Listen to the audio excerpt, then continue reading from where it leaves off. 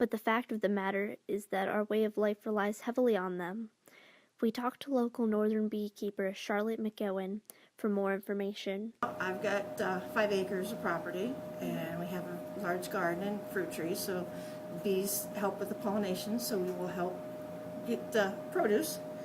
Bees are great for the economy and for the ecosystem, and they need to be, you need them.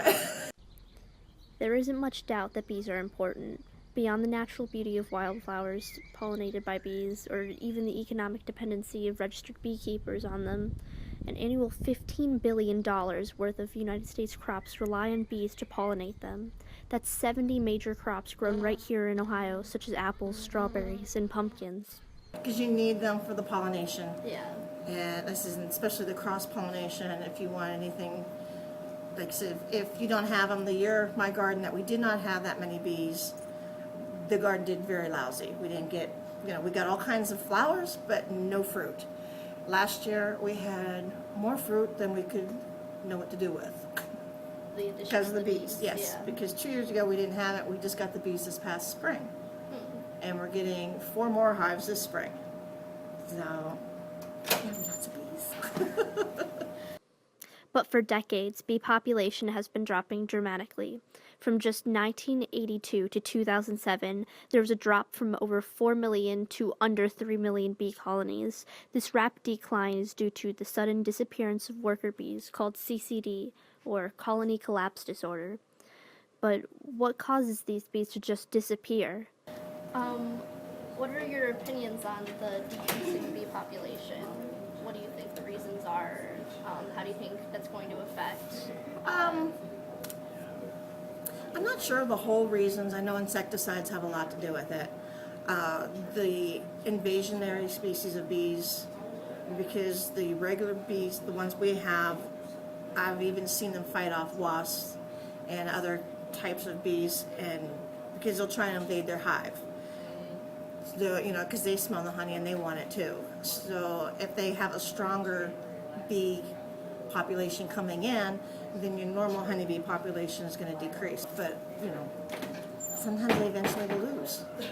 So, those African bees are a more aggressive one, and if they get through and kill the queen, then the whole hive is lost. So one hive can have up to 500,000 to 1 million bees, depending on the size of a hive. And it's one queen per hive. And if they get her, then the rest of them are dead, because they can't survive without her.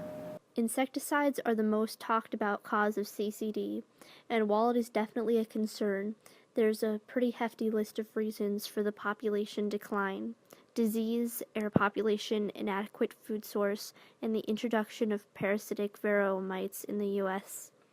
Since there's not one definitive way to help the bees, it makes putting environmental protections in place difficult. There's a push from politicians such as the Ohio Representative Marcy Kaptur to conduct more research and coordinate federal response to the issue.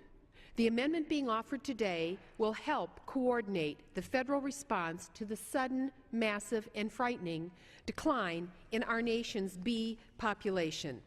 Specifically, the amendment would allow the Secretary of Agriculture to work with the Secretary of Interior and Administrator of the Environmental Protection Agency to ensure the long-term viability of our bee populations.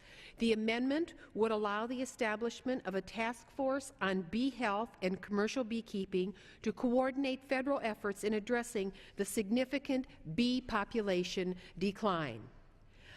Preliminary results from a survey by the U.S. Department of Agriculture show that nearly a third of managed honeybee colonies in our country were lost during the 2012-2013 winter. That is an increase of 42% in honeybee losses.